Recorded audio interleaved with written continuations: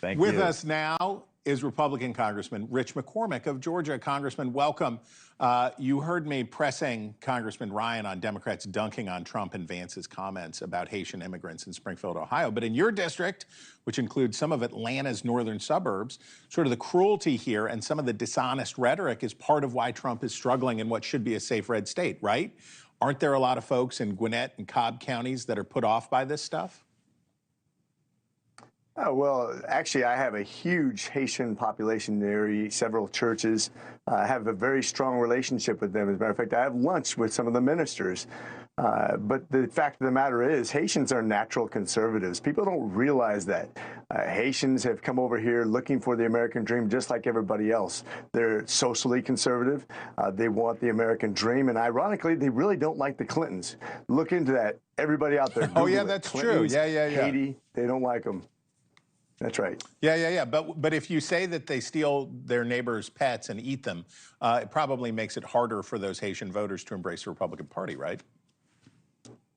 It's become quite a meme, but I think most people are looking at things that affect them at the gas station.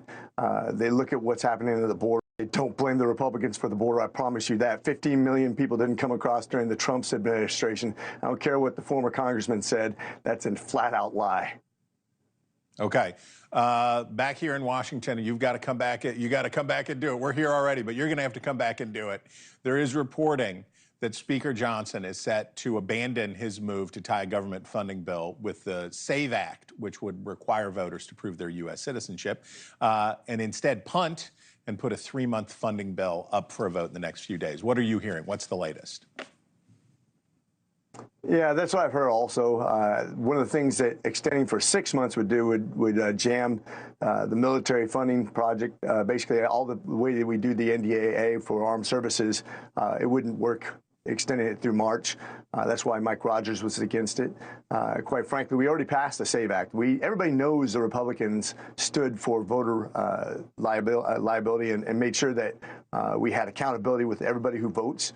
We don't want people coming here and illegally voting. That's against the law. It shouldn't be. We wanted to codify that. American people don't want cheating in elections. Quite frankly, Schumer showed no intention of having anything to do with it. He says, "Oh, it's a scam." Well, then just pass it. If you think that it's already out there, why are you so staunchly against it?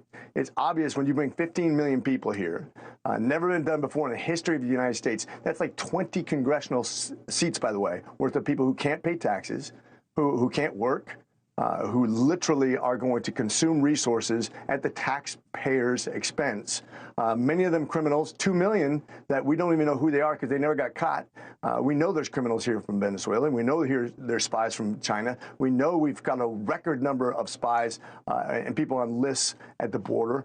This is a real problem for the Democrats. On top of that, they're on the wrong side of crime. They're on the wrong side of debt. They're on the wrong side of energy. And I don't care what Kamala says. She's been against fracking. She's been against energy production.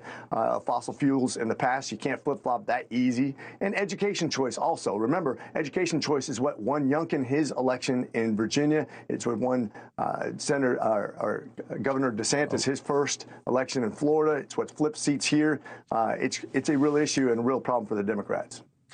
Congressman, but what about that funding punt? If you come back to town and the speaker said, we're just going to kick the can 3 months on this thing and do it in a bipartisan way, there's going to be a lot of Republicans who are upset about that, folks in the Freedom Caucus and others. Where are you on that? If that's what you're faced with, will you kick the can for 3 months? I've never voted for the CR, a clean CR, never will. I think it's ridiculous. We haven't done our job.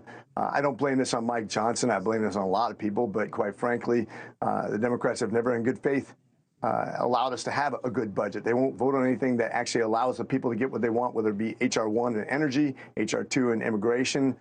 It just disappoints me that we're back here after this many CRs, right back where we started. It's unfortunate, but Mike Johnson is trying to do his best. He was put in this position awkwardly. He's like the guy on the sideline who came in to quarterback during the Super Bowl, and he's doing his very best. He's an honest guy. He's a humble guy, but this is a tough job. He's trying to keep the government from shutting down, because if we don't shut down, we have a good chance of getting the Senate and keeping the majority, hopefully getting the president in there and actually really getting some good things done. Thanks for watching. Go to joinnn.com to find NewsNation on your television provider. And don't forget to click the red subscribe button below to get more of NewsNation's fact-driven, unbiased coverage.